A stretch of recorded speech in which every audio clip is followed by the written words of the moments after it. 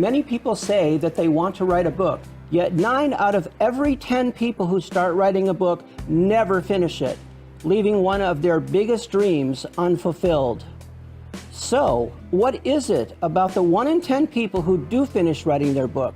What do they have, and what drives them to complete their books, their plays, and their songs? Welcome to the Editor's Desk, where we explore their writing experiences, their motivations, and their struggles. And now, here are your hosts, author, writing coach, and self-publishing guide, Lynn Everard, and author, Louise Gomez.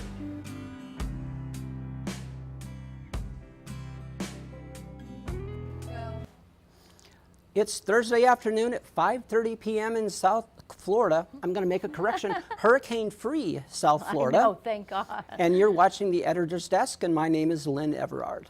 Welcome to the show, everybody. My name is Louise Gomez. Thanks for tuning in. You know, Louise, I was in Target the other day. Yes. And do you know what Target has up right now? Besides Christmas trees? Christmas trees. I know that. And do you know what that means? I know. That The means it's crazy time to season. start thinking about Christmas gifts. And if you have children, Yes. we have a great idea for you for a Christmas gift. Absolutely. And our guest today wrote this fantastic book for children. Yes. And Louise, why don't you go ahead and introduce him? So the book is titled The Happiest Day by Michael DeSanti. I'm just going to read quickly his bio. So Michael DeSanti is a personal health and mindset coach. After reading The Lorax by Dr. Seuss in school, Michael was inspired to create a book that teaches kids to live their own happiest days. So after school, at age 17, Michael penned his children's book, The Happiest Day, in just 20 minutes. His passion for supporting people to be the very, very best versions of themselves, physically, mentally, emotionally, and spiritually, continued into adulthood when he founded his health coaching practice, Authentic Self-Healing, LLC. Thank you so much for coming to the show, Michael. I'm so excited to have you. Thank you so much for having me. It's great to be with you guys. Thank you. I just read it. I love it. And I always believe, you know, I have 3 boys. They've done your trainings. I'm very proud to say that I enrolled them to do your trainings, and they've all been affected in a positive way. So thank you for that. But what I love is how you're starting them from childhood to plant those seeds of who creates the happiest day, right? Yeah, and it's, you know, it's funny. It's a book for children, but it's really for adults. So true. You know, and as the feedback I've gotten from that and other books that I've written for children is, you know, when the parents are reading it, they're like, I feel like I needed to hear this, and it's timely for them. But you know, thank God that their children are actually hearing it when they're young. So, yeah, I think it works for both the parent and the child. Absolutely. And I can honestly say the bonding experiences I've had with my 3 boys, reading them books, we were avid readers, and we read to them. And it's that indescribable moment that you just have together, it's that feeling that lasts for a lifetime. Yeah. So thank you for doing that, because I know you're creating that, you're creating that not only with kids, with adults too, right? Yeah. So. And I think too the bond between the parent and the child. Yes. And even though it's, you know, I'm sure there's so many parents that could recite my book from, Wow. you know, just from memory from having doing it so often over and over again with their kids. But I think there is such a special bond, especially at night, you know, as the child's winding down. And I also love, you know, when I visit my nephews, I love when they request that I read them a story at night. I love going into, you know, into the room, helping them settle down and read them a book for right Special. before bed. And my wife and I are expecting our first soon. I know, I was going to say, So- it's exciting. Thank you. So Congrats. we're really excited about that. And I'm sure I'll be reading this book over and over again as well You to him. One of the things Absolutely. you said about writing it for adults as well, because many of us have this 5-year-old, all of us have basically a 5-year-old version of ourselves living somewhere within us, who for many of us didn't get what we needed when we were that real 5-year-old growing up. And so the idea of an adult reading this and essentially reading it to the 5-year-old version of themselves could be such a healing process. And I never thought of that until you worded it the way that you did. Yes. Well, I think you're accurate, Lynn, to say, like, I think when I look back on it, I was really writing it for me. I was only 17 I at know, the you were time, so young. But I think I was really writing it for me. I just happened to be inspired by the Lorax by Dr. Seuss, and how I remember it was actually the video, the Lorax, that they were playing in an environmental science class that I had in high school. And I remember being so blown away about how such a potent message could be delivered in such a simple, rhythmic way. And I had left high school that day, and I went to the bookstore, and I read every Dr. Seuss book on the shelf that Wow. they had. And Love then it. I was just so open and inspired by it that I went home and I penned that very quickly. And then I brought it to school the next day, and there Wow. was a young girl who sat next to me who had younger sisters. Uh-huh. And I said, I was so inspired by that video yesterday. I wrote this last night. Read it to your sisters and see if they enjoy it. And she went home and read it to her sisters. Her sisters loved it. And the girl who sat next to me in high school is the one that illustrated all the pictures. I was just going to ask you, I love the illustrator. How in So- the flow were you? So I mean, two 17-year-olds wrote that book in less than 48 hours. amazing. Yeah, Because that's when you get that inspiration and that flow and that download, nothing can stop you, right? Yeah. It was almost as though it produced itself. You know, we just happened to be the ones that brought it to life. But I had no intention of writing it or, oh, you know who's a great artist? You know, my friend Lara. It was very serendipitous. Yes. And then the other part of that story is that we wrote it and illustrated it within 48 hours, and I put it in a drawer for 17 years before publishing it. Oh, wow. I was going to ask you, so you published it 17 years 17 later? years Wow. later. You know, because- it's that number 17 is Yes, fascinating because that's true. we had a guest on a couple weeks ago. It took him 17 years to write his book. Oh, my God. I'm Right? ML17. Yeah. FYI. Oh, okay. Okay. So there's that piece as well. But Oh, wow. just the idea of having that inspiration. I remember Wayne Dyer, and Wayne Dyer published 41 books. But what he said about himself was, he said it wasn't so much that he was a writer, as that he offered his arm and his hand to the universe and said, go ahead and write through me. And yet 41 books later, he passed away several years ago, but he's almost a household name. Oh, yes. I think, what you're both saying too is there's parts of the author process where I have felt more like a conduit Yes. to a message than the generator of it.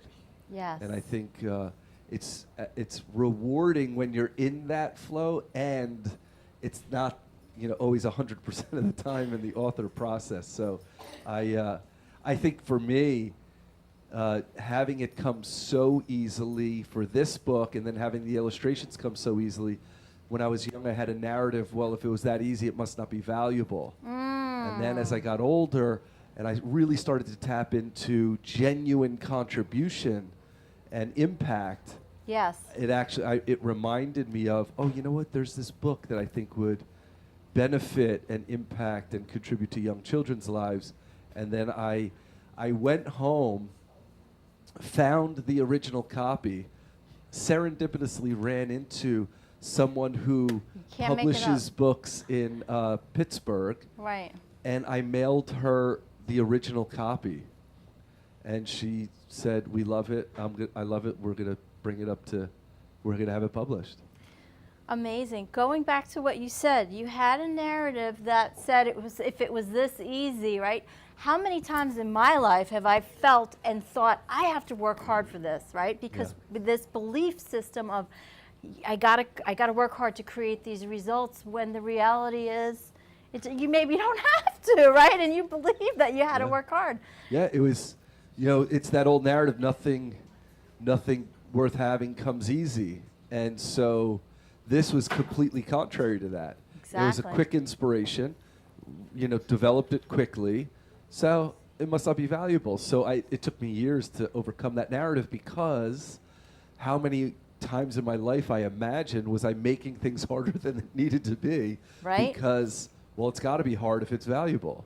Isn't And that so amazing? as I got older, I started to really correct that narrative. And sometimes things are hard, and sometimes things are easy, and you've got to be able to discern and decipher between the two. Right. Now, you wrote other books too. I know you wrote, because I know you're a coach, you also wrote New Man Emerging. New Man Emerging, Yep. Yeah. Yeah. and you've also written another children's book. How was the process for those, like as far as the writing journey? So the other children's book is called Drop the Banana, which was from a story in 4th grade where my teacher taught our class how to catch a monkey.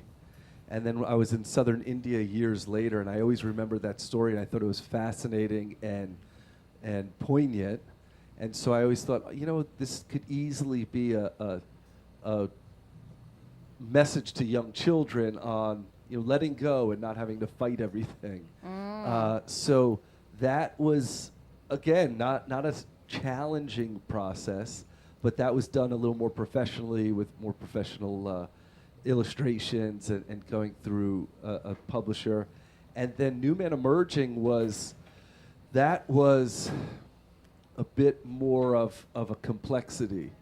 That I had no intention of writing the book, but in the middle of the night, 3 nights in a row, at 3 o'clock in the morning, I would wake up out of a deep sleep and I felt like I was downloading words. Wow. And I couldn't go back to sleep, so I went back into my office in my house, and I would just kind of get it out of me. Right.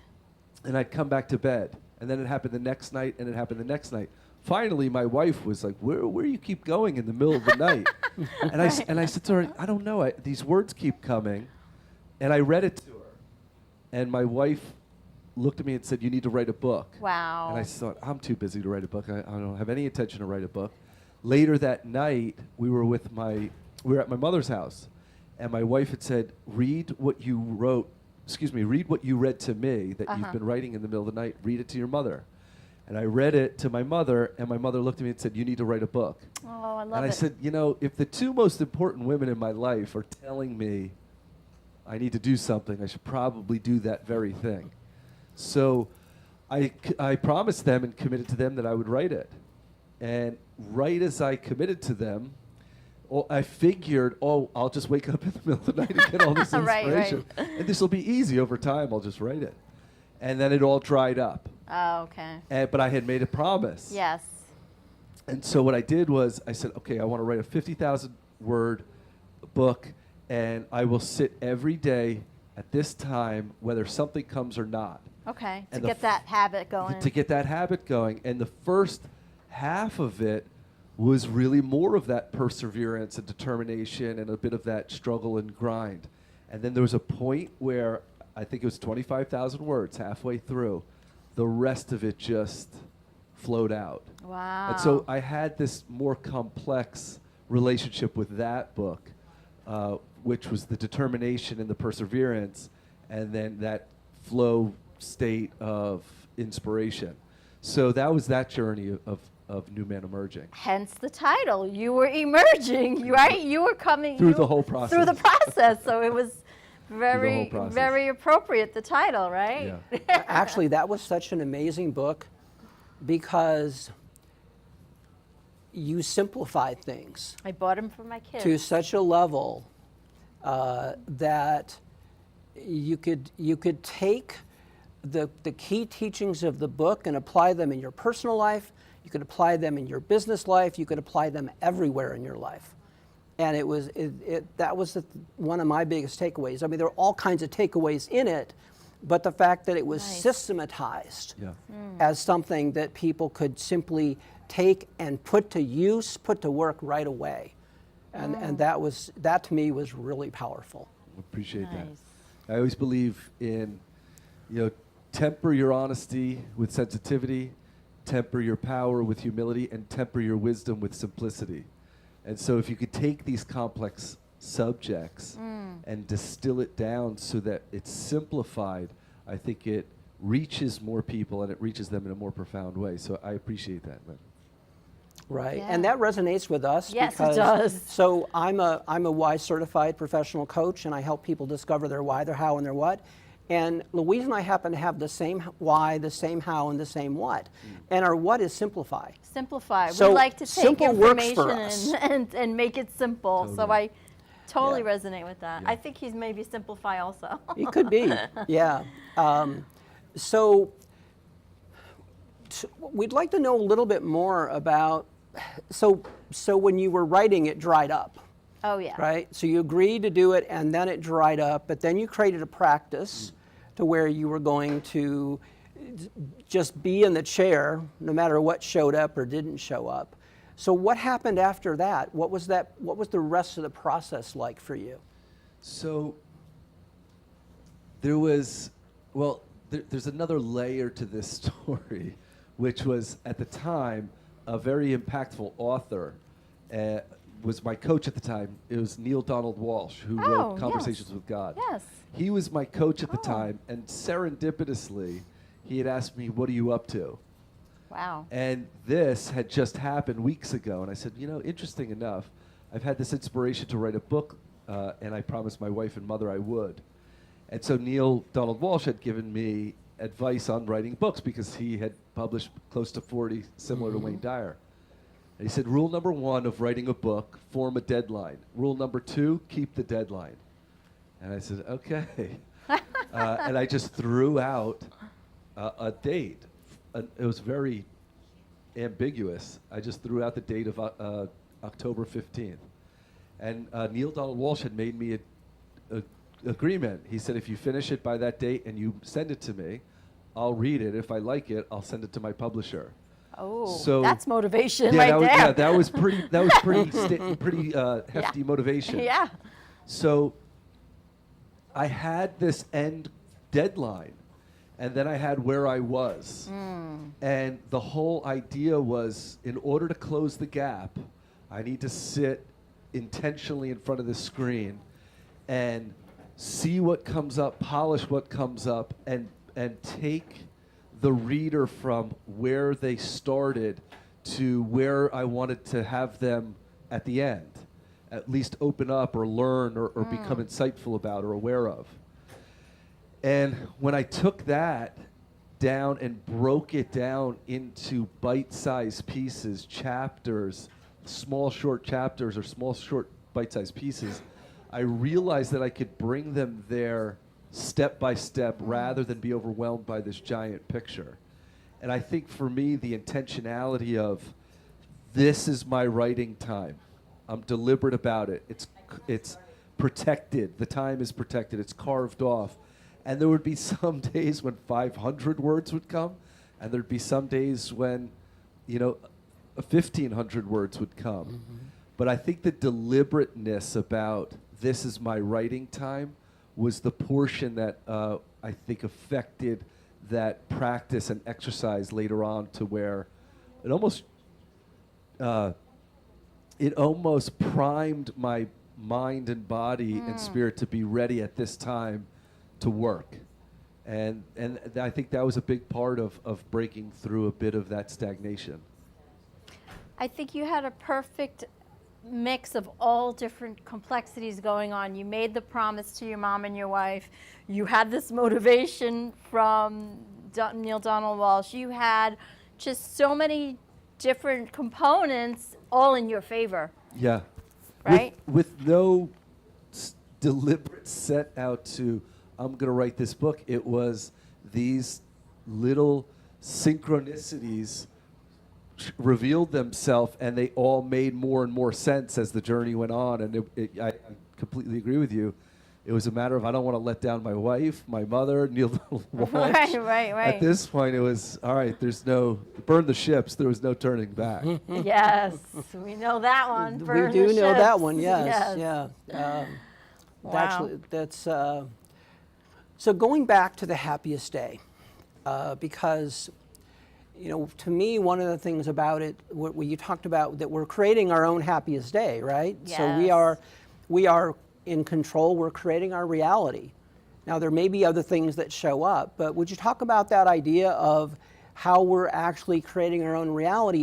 Even a child gets to play in that world of creating their own reality. So would you talk about that a little bit? Well, I think culturally, we are so conditioned or taught over and over repetitively that our happiness and even our worth is dependent upon, or it's conditional upon, our achievements and who we become and our accomplishments and our status.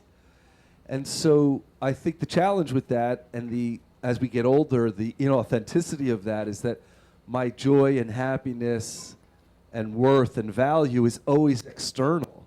It's in people's approval or acceptance, it's in accomplishment, it's in status, it's in my finances, and all those external things are determining whether I'm worth it or not. And so this book, and the message in this book for children is to reverse that equation and say, you're born with an essence that's already divine. And as we get older, we suppress it and we ignore it, or we facade it, or we create all these narratives that cover it. And I ask, clients of mine all the time, what did your children do to earn your love? And the answer is always the same: nothing. Right. They were just born. Right. And they were born with a particular essence, and I love them right away. My wife is due in December, a month from now. I love my son already. I've never even met him. I know. So amazing. And so for us to say there's somewhere along the way of life where you lose that essence, and then you've got to go earn worth, value, joy, and happiness, I think is completely conflicting. And so with the message of this book, I decided, well, let's reverse that formula and equation and say, you know what, I'm starting from completeness, and let my life be an expression of that happiness and that completeness, and then see what I create from there, rather than how do I go get wholeness or fulfillment. I think we're all born with that blueprint inside of us. Yeah, I didn't learn that until later on in life. Well, here's young kids, maybe they're getting a faster start than we did. Well, your kid is hitting the parent lottery, so congratulations to yours. If there's a parent lottery, I'd say his kid is winning. Right? Yeah. Seriously. But it'll be an interesting journey, right? Because this is where all the preparation you do as a parent to get ready for the child, and then you still discover the places in yourself where you didn't quite get it right. Yeah. And then you have to deal with all the emotions and all of the things that come with that, right? So, what I think is so brilliant about this is that you can come and read your own book. Yes, you'll be reading it to yourself. On a day when you feel like you weren't the best parent you could be, you can come and read your own book and realize that your happiness is still your responsibility. That's right. 100%. That's right. Yeah. My kids have been my biggest teachers. All three of my kids, all three of my boys. Yeah. Biggest teachers for me. My mother says the same, and I'm the youngest of three boys, so similar, to you on the other end of it. And she continues to this day to say, like, she's still learning. And we have a saying, my mother and I say, as long as you're wearing skin, there's still work to be done. That's right. And I think she'll say the same thing. I'm still learning parts of myself, and I don't think those would have been available to her without parenthood. Yes. And I think they had, parenthood had her really do a lot of work on herself. So I really admire her a ton. I do too. I met her. She's a beautiful woman. Yeah, she sure is. She really is. Yeah. She's worth keeping a promise of writing a book too. That's for sure. Absolutely. Absolutely. Yeah, it's so fascinating, right? Because as we go through life, so we start out as children with parents who are doing the best they can with what they've got based upon their life experience and their own childhood wounding and all of that stuff. And we're kids, and then we grow through this phase where we become teenagers, and then we think our parents are stupid, basically, right? And then we get a little older, and then we start to have our own children, and then all of a sudden our parents become geniuses for a while. Yes. Right? And then we go through this process where, you know, then we have our children grow up and have children, and then we watch them go through the same process. Yeah. And it's so fascinating, but there's a point where we all end up in this place where we think we know everything, and then we slowly morph into this place where we think we know nothing.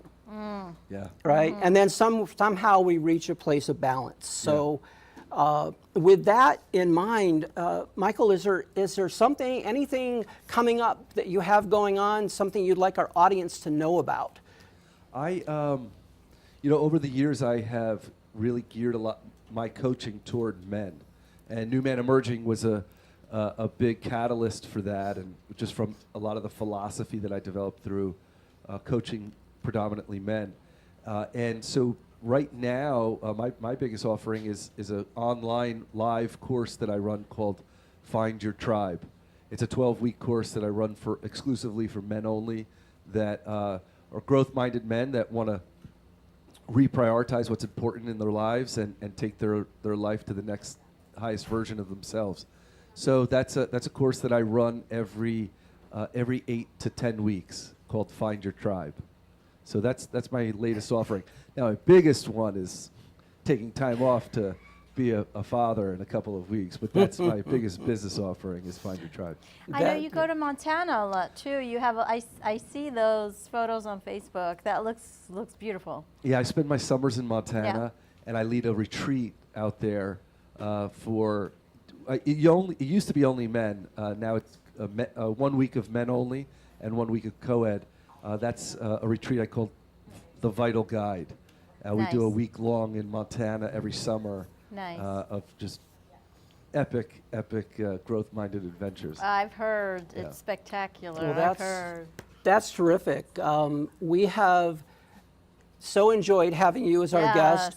we These really shows have. go by so quickly, but thank you so much for coming on and sharing with us about your book and the things that you have going on. And I guess one more question that I have to ask, and that is, do you see yourself writing another children's book at some point in time? You know, with fatherhood approaching, I haven't hashed it out, but there is this nagging about writing something around, like, now that I'm your father. Oh, beautiful. And having it be a message directly from fathers to sons or fathers to their children.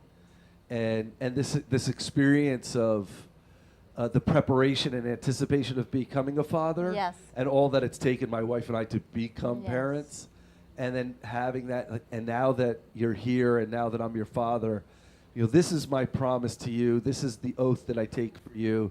And there's going to be moments where you're not that thrilled with me, but I'm doing it because I love you, and this is the role that I It sounds play. like he's already got the book. I know, it's right? like it's almost done. He's already just got to put it on Yeah. paper. He's already So- got it. It's So thank nagging you, at me, thank so you I'll so keep much doing for it. joining so us much today. For coming. Appreciate you. Our guest next week will be Arthur Tassanello Oh, yes, to that's talk about his exciting. book, 21 Days to Love. Yes, And we will see you all next week. absolutely. Thank you for tuning in. Appreciate you. Thank you so much. Imagine rediscovering a past life. Now imagine finding the person you shared it with. And I just told all my friends, I'm like, you guys have to read this because I can't put it down. And I have not even gotten to the half of the book yet. We are Lynn Everard and Louise Gomez, and we are the authors of the book, The Reuniting of Two Past Lives and the Unveiling of the 12 Sacred Lessons. We invite you to purchase the book and discover the magic. Even if you have never written a book, you are still an author. In fact, we all are. In every moment, each of us is writing our own unique story that we call our lives.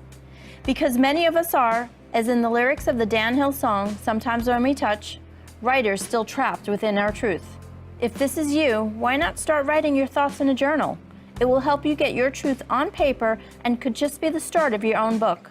And don't forget to join us here every week for the next edition of The Editor's Desk.